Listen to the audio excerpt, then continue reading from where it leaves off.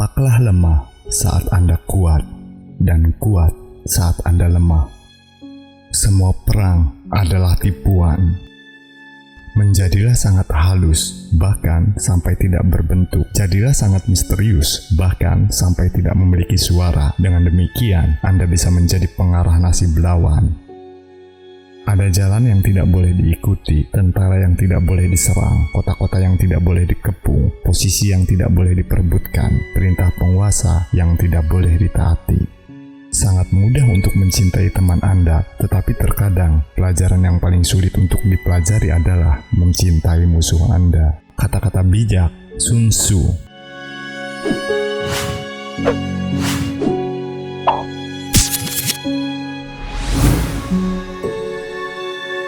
Jika Anda mengenal musuh dan mengenal diri Anda sendiri, Anda tidak perlu takut akan hasil dari ratusan pertempuran. Kenali dirimu, kenali musuhmu. 1000 pertempuran, 1000 kemenangan. Seni perang tertinggi adalah menaklukkan musuh tanpa berperang. Jika Anda jauh dari musuh, buat dia percaya bahwa Anda sudah dekat.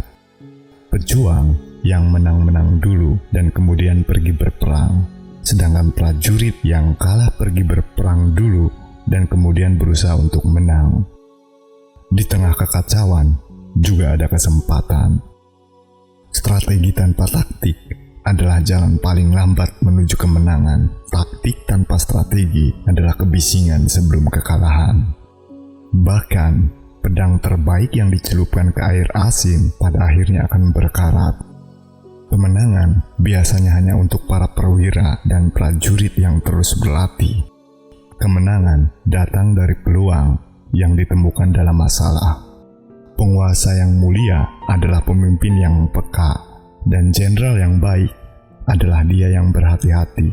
Kualitas sebuah keputusan seperti elang yang menyerang dengan cepat, menukik, menyerang, dan menghancurkan korbannya. Setiap orang dapat melihat taktik-taktik di mana saya mampu menaklukkan lawan, tapi tidak semua orang dapat melihat strategi dari kemenangan yang saya perjuangkan. Jika tentara Anda tidak memikirkan uang, bukanlah karena mereka tidak suka pada kekayaan. Jika kehidupan mereka tidak terlalu lama, hal ini bukan karena mereka segan untuk berumur panjang. Jika Anda memahami langit dan Anda memahami bumi, Anda akan membuat kemenangan Anda semakin lengkap. Pejuang-pejuang yang baik dahulu menempatkan diri mereka di luar kemungkinan kekalahan. Tidak ada contoh negara yang diuntungkan dari perang yang berkepanjangan. Untuk mengetahui musuh Anda harus menjadi musuh Anda. Yang terpenting dalam sebuah perang adalah menyerang strategi musuh. Lebih penting untuk mengalahkan pikiran musuhmu daripada mengalahkannya secara fisik. Jika yakin perang akan menghasilkan kemenangan, Anda harus bertempur, meskipun aturan melarangnya. Jika perang tidak akan membawa kejayaan, janganlah bertempur, meski dalam tawaran kekuasaan.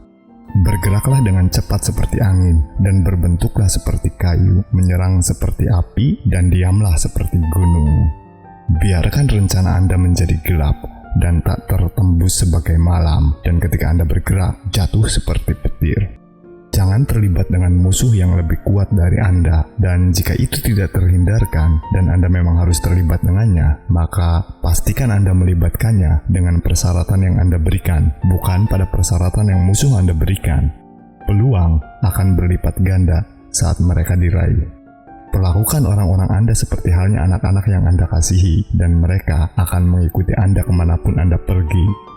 Yakinkan musuh Anda bahwa ia akan mendapat kerugian dengan menyerang Anda. Ini akan mengurangi antusiasme mereka untuk berperang melawan Anda.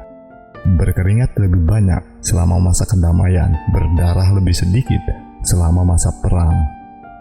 Seorang pemimpin memimpin dengan memberi contoh, bukan dengan kekerasan. Anda harus percaya pada diri sendiri. Bisakah Anda bayangkan apa yang akan saya lakukan jika saya bisa melakukan semua yang saya bisa?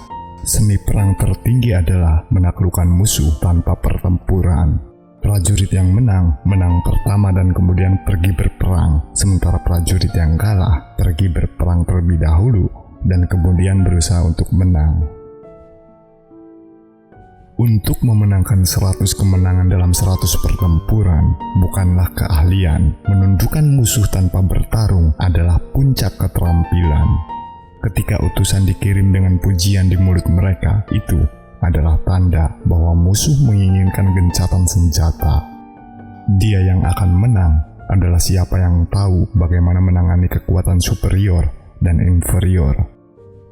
Prajurit yang bijak menghindari pertempuran. Semua peperangan didasarkan pada penipuan. Karena itu, ketika bisa menyerang, kita harus tampak tidak mampu. Ketika menggunakan kekuatan kita, kita harus tampak tidak aktif.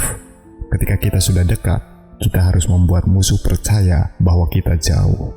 Ketika jauh, kita harus membuatnya percaya bahwa kita sudah dekat.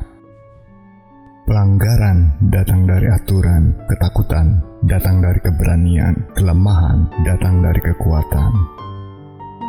Pengetahuan sebelumnya tidak bisa didapatkan dari hantu dan roh, tidak bisa dimiliki dengan analogi, tidak bisa ditemukan dengan perhitungan. Itu harus diperoleh dari orang yang tahu kondisi musuh.